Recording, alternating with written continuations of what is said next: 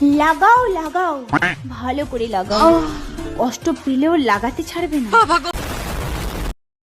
মামনি তুমি ঠিকই বলেছো বুঝলে, সবাই লাগানোরই চেষ্টা করছে, কিন্তু ব্যাপারটা হচ্ছে ব্যথা হোক কষ্ট হোক সে তো ছাড়ছে না, ঠিক আছে, কিন্তু যদি না লাগানো যায় তাহলে তখন কি করা যাবে বলো তো?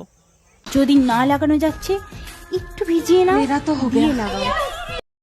বলছি মামনি তোমার তো দেখছি ভালো এক্সপিরিয়েন্স আছে, বাহ কতবার এরকম লাগিয়েছো, আর কি দিয়ে ভিজিয়ে ভিজিয়ে লাগিয়েছো, থুতু না অন্য কিছু আছে?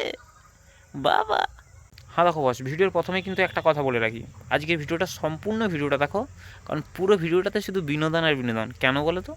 কারণ আজকের ভিডিওতে সমস্ত 12 ভাতারি মাগিদেরকে নিয়ে ভিডিও তৈরি করেছি। চলো দেখো, এটা আমার কথা নয়, দেখো। আমার কথা শুনে হয়তো তোমরা খারাপ ভাবছো এই কী কথা বলছে, কিন্তু দেখো আমি কথাটা কিন্তু বলতে চাইনি, কিন্তু কিচ্ছু করার নেই, কারণ আমাকেও তো ভিডিও বানাতে হবে আর তোমাদেরকে বিনোদন দিতে হবে। চলো দেখো কে বলছে। 12 ভাতারি মাগি রে তুই 12 ভাতারি মাগি, 2 ভাতারেও মন ধরে না, কয় ভাতা তুই খাবি, মনটা যে তোরে এত। আচ্ছা বৌদি, তোমরাও কি ওই একই দলে পড়েছো নাকি বলো তো? তোমাদেরও কি 12টা করে আছে না আরও বেশি আছে?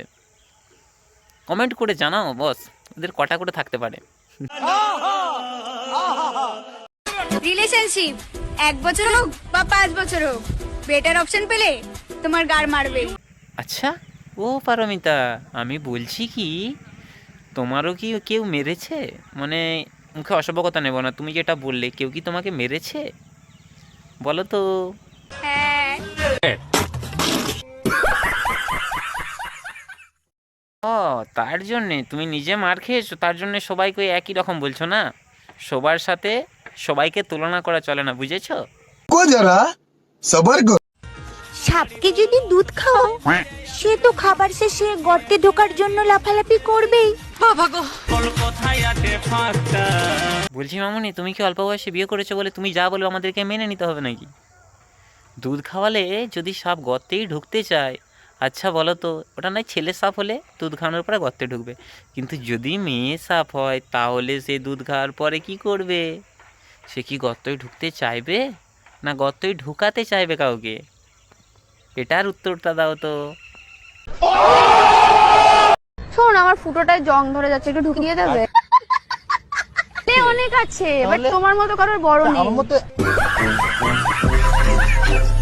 কি কথা, ফুটোয় জং ধরে যাচ্ছে তোমার?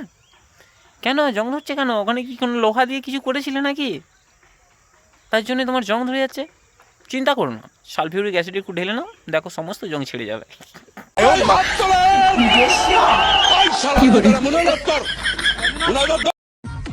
ওইসব ভালোবাসা টালোবাসা বলতে না কিছুই না, শুধু মোতার জায়গায় গোতা মারার ধান্দা।